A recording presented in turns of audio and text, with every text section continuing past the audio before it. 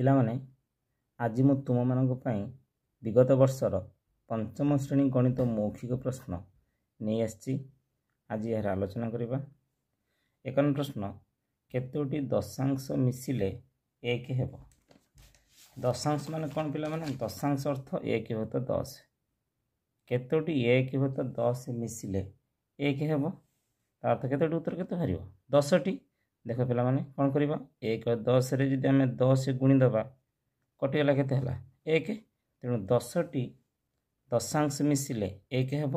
ନହେଲେ ପିଲାମାନେ ଆମେ ଏମିତି କରିପାରିବା, 1/10 କୁ 10 ଥର ଲେଖିବା।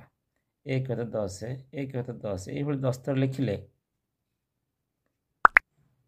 ଯଦି ଆମେ ମିଶାଇଦେବା କେତେ ହେବ? ଲସବ ହେଲା କେତେ? 10। ଲବ କେତେ? 1 1 10 ଥର ମିଶିଲେ କେତେ ହେବ? 10 ହେବ। 10 10 କଟିଗଲେ କେତେ ହେଲା? 1। ତେଣୁ 10ଟି 1/10 ମିଶିଲେ 1 ହେବ।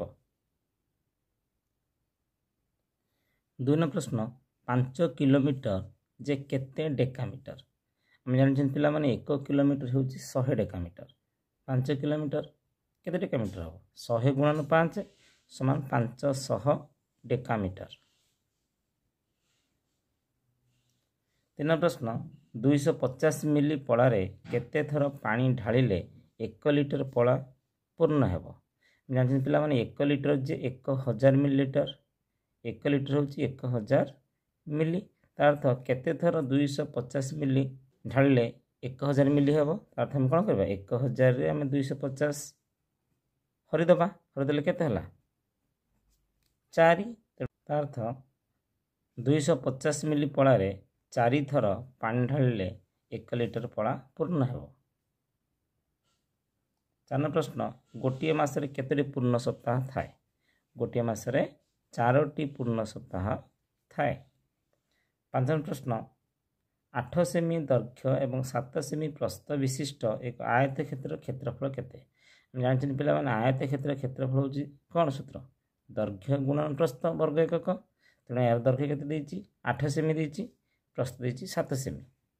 ତେଣୁ ତା କ୍ଷେତ୍ରଫଳ ସୂତ୍ର କ'ଣ? ଦୈର୍ଘ୍ୟ ଗୁଣନ ପ୍ରସ୍ଥ 8 ଗୁଣନ 7 ଆଉ ସେଟା କେତେ?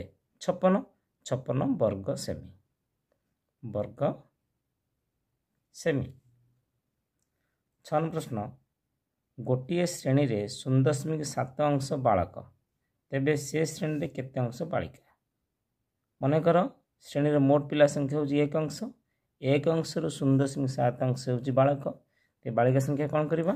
1ରୁ 0.7 ଅଂଶ ଫେଡ଼ିଦେବା। ଫେଡ଼ିଦେଲେ କେତେ ହେବ? 0.3 ଅଂଶ। ତେଣୁ 0.3 ଅଂଶ ହେଉଛି ବାଳିକା। 7 ନମ୍ବର ପ୍ରଶ୍ନ,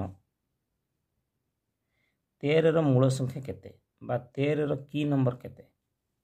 ଦେଖ ପିଲାମାନେ, କି ନମ୍ବର ଅର୍ଥ ସଂଖ୍ୟାଟିର ଏକକର ଅଙ୍କ ଯାହା ଥିବ ସେଥିରେ କେତେ ଗୁଣିଲେ ଆମର ଏକର ସଂଖ୍ୟା 9 ଆସିଥିବ।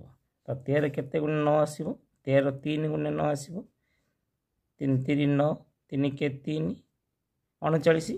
ତେଣୁ 10ର ଅଙ୍କ ଯେଉଁଟା ବାହାରିଲା କେତେ ବାହାରିଲା? 3 ବାହାରିଲା। 3ର ପରବର୍ତ୍ତୀ ସଂଖ୍ୟା, ତା ଅର୍ଥ 3ରେ 1 ମିଶାଇଦେବା, କେତେ ହେଲା?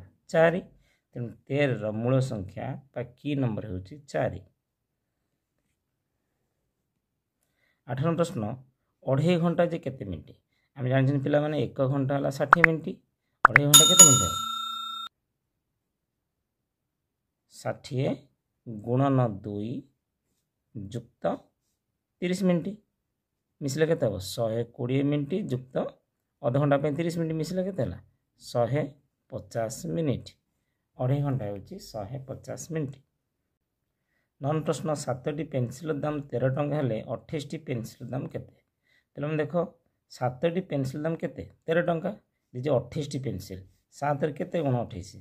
7ରେ 4 ଗୁଣ 28। ଆମେ କ'ଣ କରିବା? 13ରେ 4 ଗୁଣିଦେବା।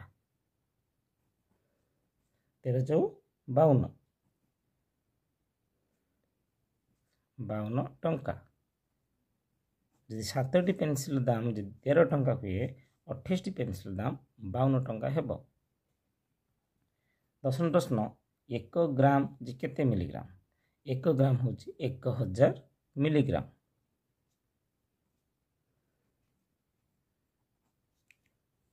11 ପ୍ରଶ୍ନ, इंग्राजी अक्षर एच रे केतोटी प्रतिसम अक्षर अच्छे प्रथम देख ये हूँ कि इंग्राजी अक्षर एच एथिरे ये एक प्रतिसम अक्षर ये मध्य एक प्रतिसम अक्षर केतोटी है दुईटी तो इंग्राजी अक्षर एच रे आम दुईटी प्रतिसम अक्षर अच्छी मान प्रश्न राति 12टा परठारु दिन 12टा पूर्व पर्यंत समय को कौन कहते उत्तर होची कौन उत्तर होची एम राति 12टा परठारु दिन 12टा पूर्व समय को आम एम कहते